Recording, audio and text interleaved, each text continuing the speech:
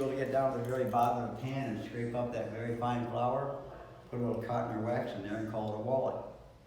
So when they went down to Walmart, they pour a little gold dust in their palm and the merchant would take a pinch of gold for his product.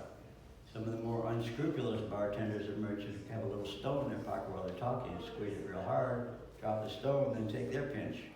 There'd be little dents in his finger where that stone was, and the pinch would be larger than the agreed upon flat pinch for the beans or bacon or whatever they're buying. And the judge upstairs might want to talk to somebody practicing that art. You familiar with cornrow braided hair? In the day, the southern plantation owners would send their slaves here to dig. Once your corn or wheat or tobacco was in the ground, there's nothing to do but watch it grow. So they'd send them here to dig, and they'd find nuggets as these. Slaves couldn't own anything, slaves couldn't buy anything. But along with the Trail of Tears, the Underground Railroad ran through this region. You can use the liberated gold to make its way to the north. They'd weave those nuggets into those braids to steal it.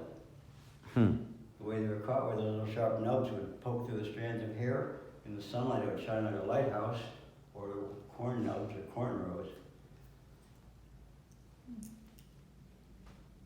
We minted about $6 million worth of gold coins here in the 23 years of operation between 1838 and 1861. The mint closed in 1861 to start the Civil War, at which time the gold reserve that was here was sent to Virginia to the Confederate cause, and the machinery made its way back to the north.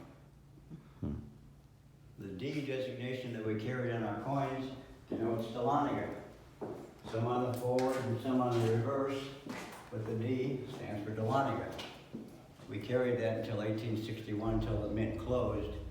The Denver Mint picked up the D designation in 1906, but we've been closed for several years. We only minted gold here. The Denver Mint minted silver and gold. The only place they mint U.S. gold coinage now is in West Point, New York, and that's for the numismatic coin collector market. There's no economy per se going on in gold, other than having it.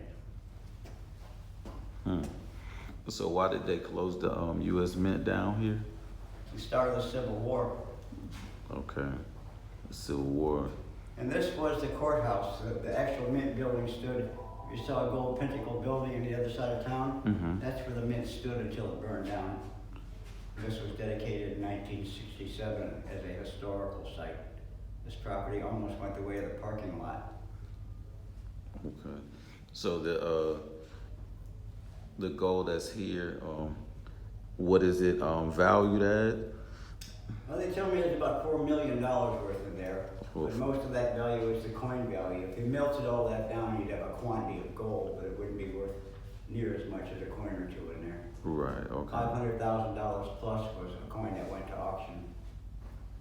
Man. The gold shop across the road has about 12 or 15 specimens for sale.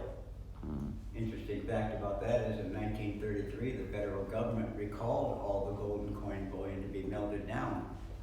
You're caught with a quantity of this, you were in violation of a federal mandate. Okay. I think they got $22.75 an ounce at the time. The Roosevelt New Deal. Okay. This room would have represented the Assayers office. So you brought small quantities of ore, you crush it down, and extract the gold by a chemical method, usually mercury. And the chemical box there is the chemicals needed to clean it up after the process. Okay.